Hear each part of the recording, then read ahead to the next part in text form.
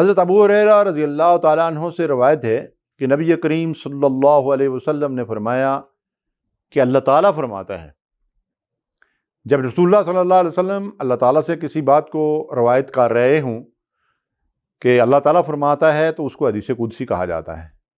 کیا ہے ابن آدم، تو میری عبادت کے لیے فارغ ہو جا، میں تیرا سینہ غنا سے بھر دوں گا اور محتاجی کو تجھ سے دور کر دوں گا، اور اگر تو میری عبادت کے لیے فارغ نہ ہوا تو میں تجھے محنت مزدوری میں مصروف کر دوں گا اور تجھ سے محتاجی بھی دور نہ کروں گا۔ رواہ ترمذی۔ عبادت کا مفہوم تو بڑا وسیع ہے۔ اللہ تعالیٰ ارشاد فرماتے ہیں کہ اگر تم نے دنیا کی مصروفیات میں رہتے ہوئے میری عبادت، میری یاد، میرے ذکر کے لیے وقت نکالا تو دنیا جو تیرے مقدر میں نے لکھ دی ہے وہ دوں گا، اس میں خیر و برکت بھی دوں گا اور تیری محتاجی کو میں دور کر دوں گا۔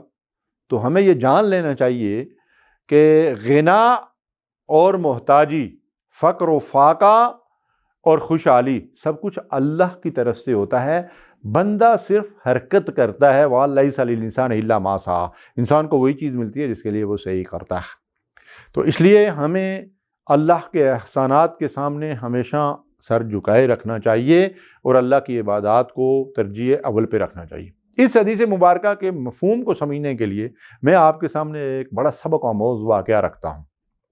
خلیفہ ہارون الرشید نے اپنے ایک وزیر بہلول کو، خلیفہ ہارون الرشید سے کون مسلمان واقف نہیں ہوگا، اور بہلول اس کا بڑا مشہور وزیر تھا، ہدایت کی کہ وہ بازار میں جائیں اور کسائیوں کے ترازوں اور پتھروں کو چیک کریں۔ پتھر جو اس وقت مطلب یہ ہے کہ جو ہے وہ تولنے کے لیے استعمال ہوتا تھا، تو گویا کہ اس نے بھیجا اس وزیر کو کہ جا کر کسائیوں کا حال دیکھیں کہ کہیں ڈنڈی تو نہیں مار رہے ہیں۔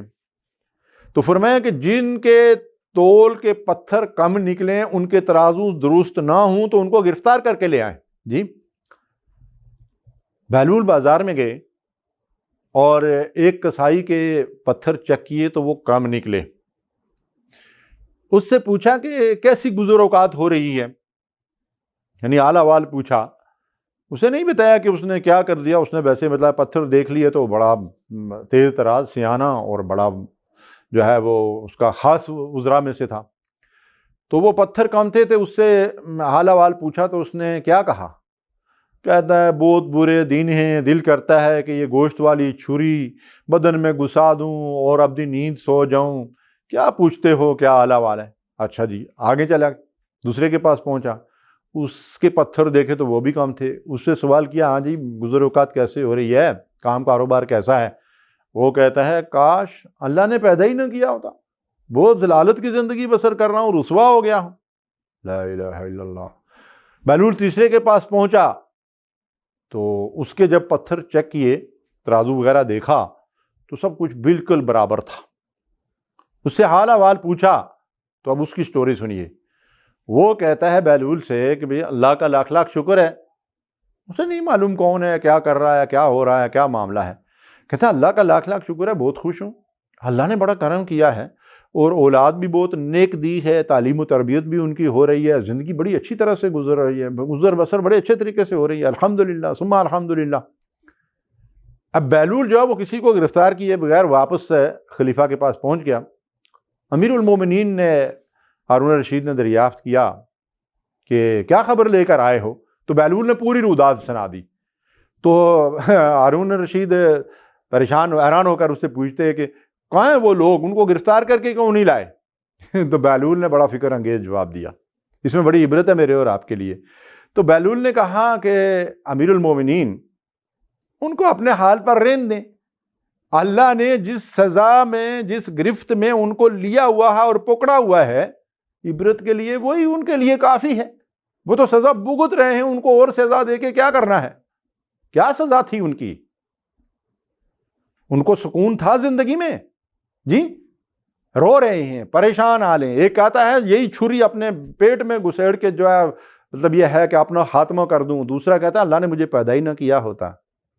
تو یہ سزا نہیں ہے، اس سے بڑی سزا پھانسی کا پھندا بھی نہیں ہو سکتا۔ پھانسی کے پھندے پہ تو جھول کر اس کا مطلب یہ ہے کہ پھندا ٹائٹ ہوگا اور وہ مر جائے گا، ختم ہو جائے گا۔ یہ سزا بدترین سزا ہے کہ انسان کا سکون برباد ہو جائے۔ ناظرین کرام، آج ہمارا حال کیا ہے؟